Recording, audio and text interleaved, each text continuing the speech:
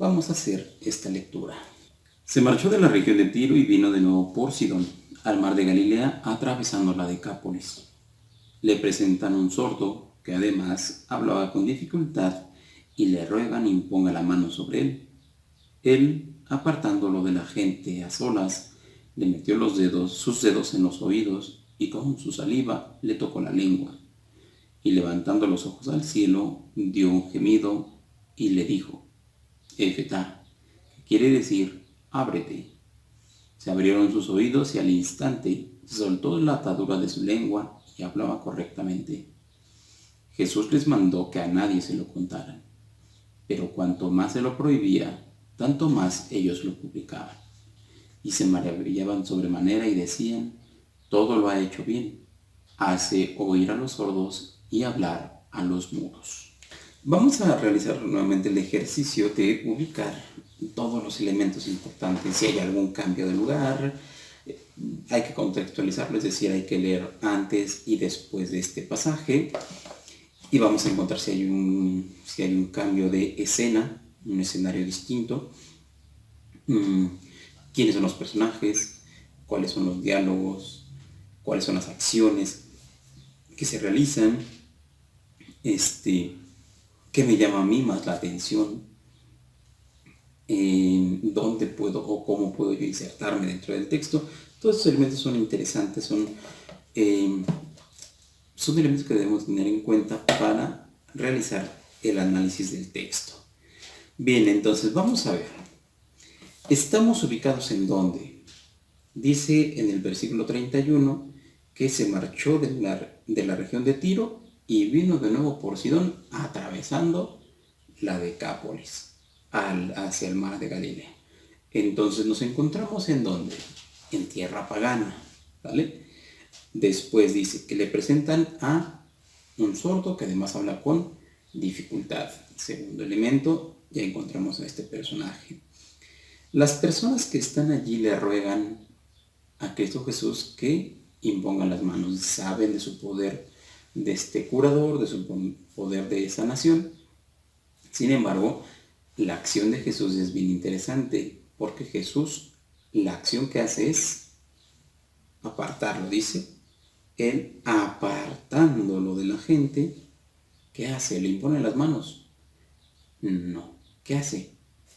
Mete sus dedos en los oídos y con su saliva le toca la lengua. Levanta los ojos al cielo, etc. Este grito es interesante porque queda hasta nuestros días dentro del rito del bautismo.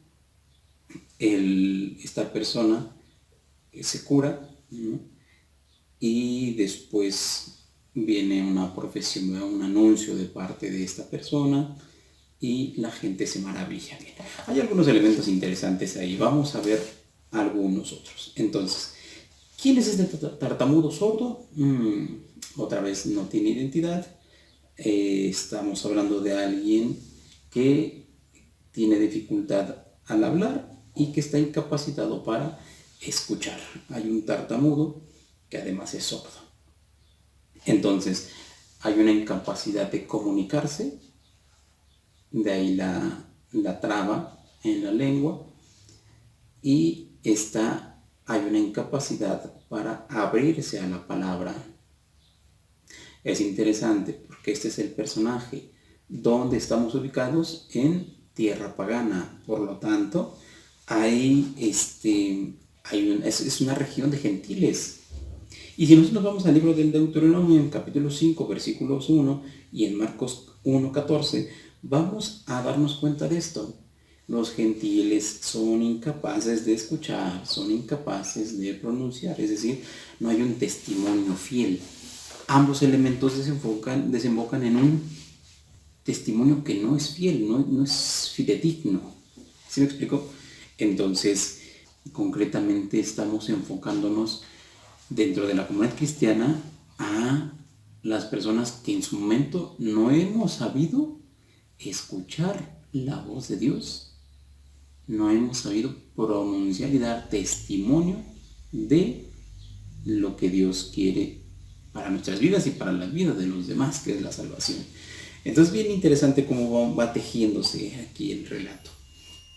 Ya habíamos dicho, hay un movimiento, es decir, que lo aparta, lo quita entre la gente de los gentiles, de lo cotidiano, de ese ambiente. Cristo Jesús lo saca, lo aparta a solas, dice el texto.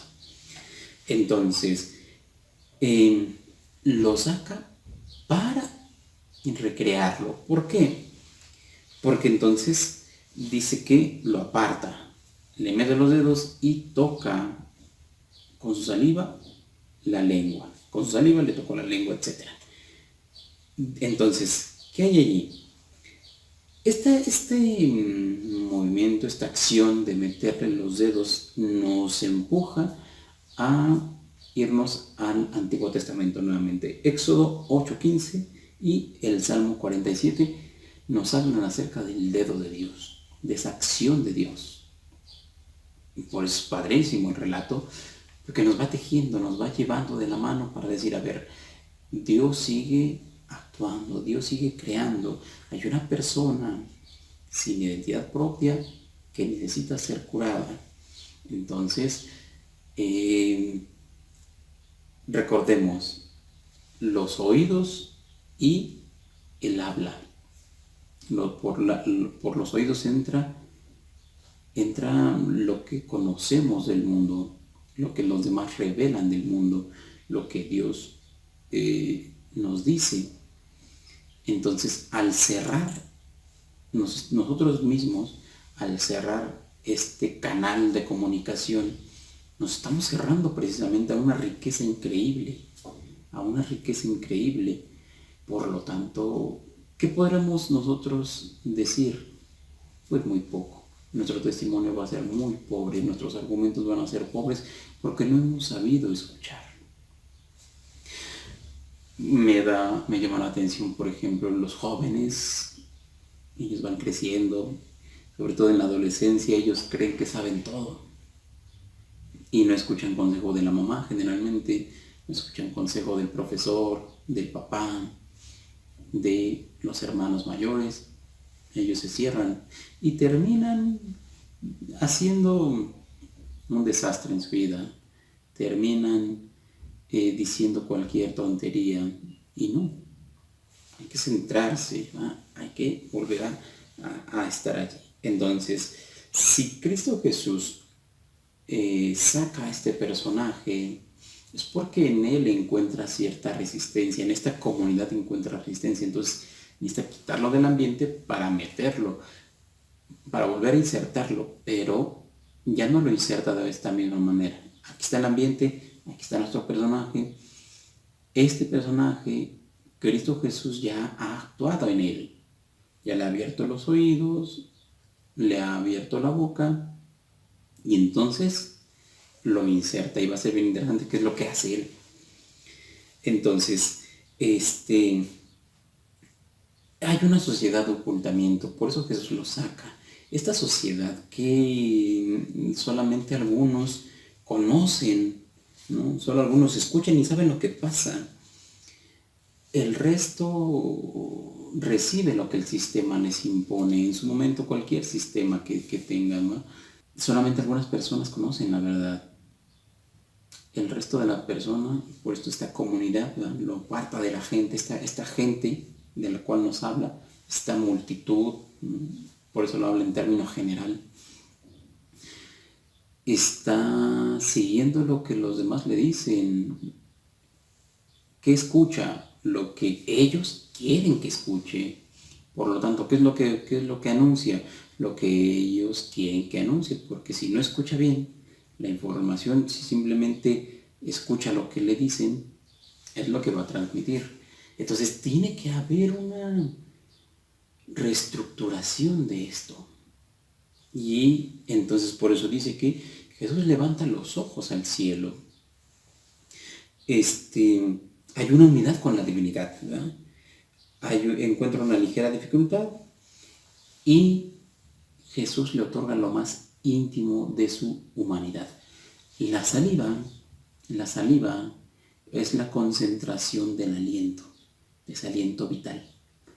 Por eso esa vitalidad, esa concentración de aliento vital, Jesús la comparte con esta persona. Entonces le comparte lo más profundo de su humanidad para ser un nuevo hombre, para crear un nuevo hombre. Y entonces hace esta expresión, Efetá, que quiere decir, ábrete. Al instante se abrieron sus oídos, se soltó la atadura de su lengua, hablaba correctamente. Esta expresión ha pasado en todos estos años y se inserta dentro de la liturgia del bautismo. Ya en la antigüedad eran los adultos, actualmente los pequeños que son bautizados. Ellos, después de hacer todo este rito, se impone la vestidura y después se prende este cirio. Inmediatamente después se hace el rito del Efetá. Entonces el sacerdote, el diácono, el sacerdote o el obispo, quien esté en este momento realizando la liturgia bautismal, se acerca con esta persona, con el bebé, con los niños o con los adultos, y realiza este gesto interesante que hace esto en los oídos y en la boca. Y entonces dice: el Señor Jesús, que hizo oír a los sordos y hablar a los mudos, te conceda a su tiempo escuchar su palabra y dar testimonio para la gloria de Dios Padre. Y toda la asamblea responde: amén. Es decir, que se haga lo que has dicho. Te conceda a su tiempo escuchar su palabra y dar testimonio del amor de Dios Padre. Profesar la fe. Escuchar la palabra y profesar la fe para alabanza y gloria de Dios Padre. Entonces es bien interesante escuchar la palabra. ¿Cuál palabra? La palabra de Dios. Y dar testimonio de tu fe. Escuchar y testimoniar son elementos que ya desde el bautismo son inherentes a nosotros, son parte nuestra, de nuestro ser cristiano. Entonces, ¿qué es lo que hace esta persona? Dice Jesús, le manda que a nadie se lo cuente, pero ¿cómo se puede guardar semejante acción, semejante transformación? Si ya lo ha liberado y lo ha recreado a este nuevo hombre. Entonces, ¿qué es lo que dice? Ellos lo publicaban. Él se convierte en testigo fiel, en misionero, y habla de lo bueno que Dios ha sido con él. Dice el texto que la gente dice: todo lo ha hecho bien. Y si nos vamos al libro del Génesis, capítulo 1, versículo 31, nos vamos a dar cuenta de esto. En Isaías 35, del 5 al 6 también, Isaías 6:9, Jeremías 1:10, Ezequiel 2:3 y Amós 7:5 nos hablan de la acción de Dios, y todo dice: todo lo ha hecho bien. Entonces, el discípulo de Jesús tiene que ser curado también de esta incapacidad de escuchar la palabra de Dios, y tiene que ser curado de esta incapacidad de profesar su fe, de dar testimonio, de hablar de lo que Dios ha hecho. Entonces, este tartamudo sordo se convierte en un verdadero discípulo, porque después de lo que Dios hizo con él, da testimonio. De igual manera nosotros tenemos que dar testimonio de lo que Dios ha hecho con nosotros.